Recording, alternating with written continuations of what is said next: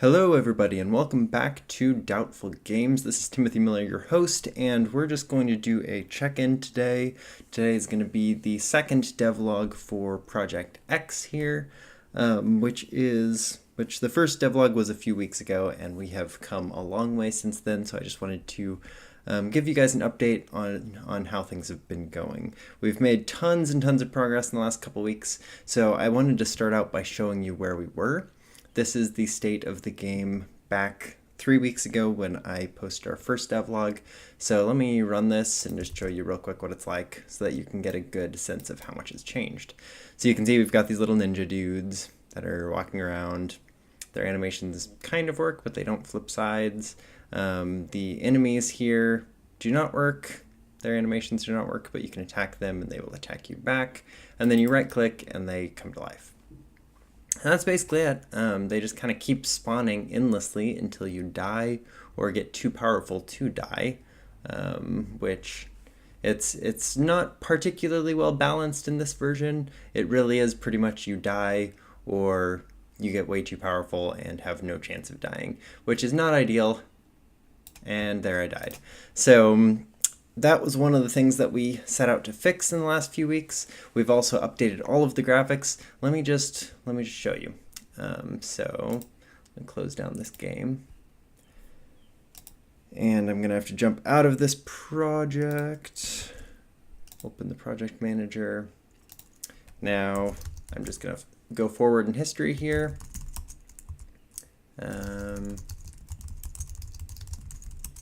Just like this. And let me show you how much we've done since the last time you saw this. So here was the first successful build. I think that's the version that we made a video on. No, it's actually way back here. Right, so you can see we've done probably 30 or 40 more commits since then, and some of these are pretty major functionality changes. We've just tagged recently for a version of this game that we are going to put live on our devlog over at TigSource. So I'll put a link to that down below if you're interested in that. You can actually go play this game. But for now, let me just show you what we've done since last time. So let me open it up again, and you'll immediately notice it looks completely different. We've actually got graphics in here. The other half of our company, Anti Games, drew up all these graphics, and he's doing some great work with concepting and just making things look pretty. So let's run this again. We've got it over here. So similar start. You've got your four little dudes spawning on a map here, except the map looks nicer. There's like junk scattered all over the place. There are these spikes, and here come the waves. And one big difference immediately is all of these waves are handwritten. They're no longer generated, which a lot of people would say is a downside. But for this game, it seems to work better. We might end up eventually creating an endless mode where the waves are generated and you just last as long as you can. But for now, we're trying to build like a campaign mode where each of the waves is hand built like this. So as you can see, you kill the whole group and then you can right click and you get this circle and you can resurrect the guys in that circle. You get some strategic advantage being able to resurrect guys like this. So, yikes, I'm getting overwhelmed. So it's nice because when you right click, you can really you can really hand pick where you want your guys to resurrect. So if you want to bring this group over here so that they'll pincer this group, well, that's all the same group. But a lot of times you can strategically decide when to resurrect guys that will give you a strategic advantage that will help you destroy your enemies, which is always good. As you can see, we didn't really play enough of the old version in this video to get an idea of how the difficulty level was, but it was much more difficult than this difficulty level. I've already got a pretty good group of guys here, although this guy's giving me a run for my money, isn't he? Come on, buddy. Come on, buddy. Did we get him? We got him. All right. So there's the first level. So here's another thing that has been added. We actually have 5 levels in this game now. So when you finish a level, you get this screen and you just click continue. We're going to add more functionality here probably this week, so I might have some more functionality to show you here next week. But for now, it just continues on to the next level, which is in the same area, but it spawns new guys. So let me run around here. Where are the dudes that I'm looking for? Here's a dude. These dudes are significantly harder. So it's going to take a lot more of my little dudes to kill one of these dudes. Come on, buddy. It also takes a little bit longer. But as you destroy them, then you get to acquire them to your army, and they make your army stronger and will slowly start to kill these guys faster and faster. So kill these dudes. Get these dudes. As you can see, I've also got like a ranged guy here, which he needs some balancing. I'm not sure that he's really strong enough to justify protecting him, because he can be a little hard to protect at times. As you can see, I'm really like pretty heavily trading my little dudes for these big dudes. I have a lot fewer little dudes than I used to have, but it seems to be working out well for me. I've got quite a few of these first level knights going for me. So got that. We take this group out. Now I just want to show you the next level of units, and then we can close out of this and talk about the code a little bit. Kill these dudes. Oh, those dudes are dead. Alright, we should get a new unit here pretty soon. There they are. So that's the level 2 knight with the big blue flames, and they're much tougher than the level 1 dudes here.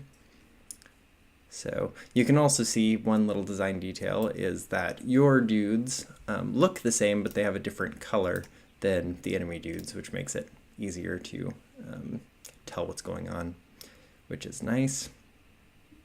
Also, one thing that we're going to change at some point is this like fading out as they get damaged. It's just not a great experience for that. We want some way of showing how much damage these units have taken, but this is just not a great way. They get so hard to see. So guys, that's about it. There are a few more things in here, but if you want to see those, you can go try it for yourself over, that link should be in the description. And so that should be the end of the level. So there's level 2. There are 3 more levels and 1 more unit type to discover if you're so inclined. But for now, I'm going to close out of this, and we have a lot in here, and I'm not going to talk about a whole lot of it. I might create some separate tutorials for some of the code behind this, because there's a lot of interesting things that we're doing in here. But for now, I kind of want to just talk about the big things that I've changed. So let's just jump into the game code here. I've got some analytics happening here, which is pretty cool. I have not seen a really great way to do analytics in Godot, so I had to write kind of my own thing. So this is something we're going to talk about at some point. I also have a basic save system, which is pretty nice. It's very, very basic, but we'll probably go over that in a tutorial at some point.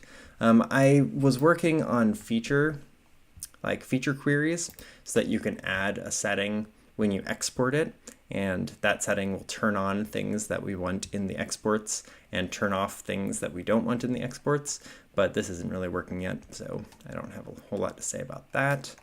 One thing that has not changed that needs to change from the demo is you can see this blue line around here. This is actually where the enemies spawn, this blue line, and it just chooses a random point somewhere on this line.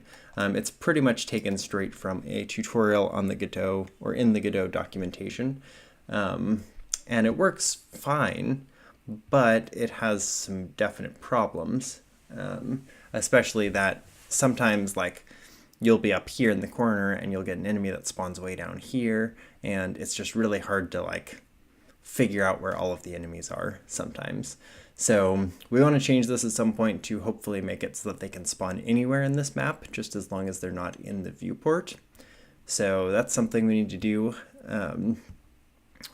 Also, we've got a menu. We've just got a lot of little pieces here that hopefully are going to be built into much bigger, more robust components. So yeah, it's exciting. We've got a lot of work done on this, and we're hoping to get a lot more done in the next week or two. One big thing that we're hoping to get done before the next devlog is to get some more progression, rather than it saying, you're done with the level and just continue to click on to the next level. We want to make it so that there's actually something you can do between the levels to either strengthen yourself or maybe gain some resources or something like that. So that's what we're going to be working on for before the next devlog. I'll have some things to show you guys in that regard. Another thing I should probably mention is this whole right-click system is different. You can see it only works in the circle now, instead of just resurrecting everything on the screen. The circle, like I mentioned earlier, gives you some strategic advantage where you can assimilate one group of bots but leave another group of bots for later. It especially helps because every time you assimilate bots, it heals your bots. So being able to plan that out strategically and only use those heals when you really need them is pretty useful at times. So it's not really, the difficulty curve isn't hard enough currently that it really requires you to use those sorts of tactics, and maybe we won't even make it difficult so that you have to use those kind of tactics, but we'll definitely want to make it at some point so that it rewards you if you do, because yikes, this first level, I'm talking about how it's not difficult enough, but I'm getting destroyed here. I am probably going to be in trouble here. Yeah, I think I'm dead. But that's a good way to show you the end game screen, which hopefully won't crash on me. Lost the demo. So there we go. That's all for this week, guys. You can see we've made a lot of progress in the last few weeks, and I'm hoping to create one of these devlogs every week moving forward, just to kind of show off our progress as we move forward. It changes so much from week to week. I think it'll be really interesting to see what this turns into in the coming months. So thanks for tuning in, guys. Be sure to come back next week for the next devlog, and I'll also start releasing some basic tutorial videos sometime in the future, because I've learned so much from this project already, and a lot of this knowledge I need to talk about, or I'm going to forget about it. So I'm hoping to get some of these things that I've learned onto more refined videos sometime soon. But until then, guys, I'll talk to you in the next one. Thanks for watching. Bye.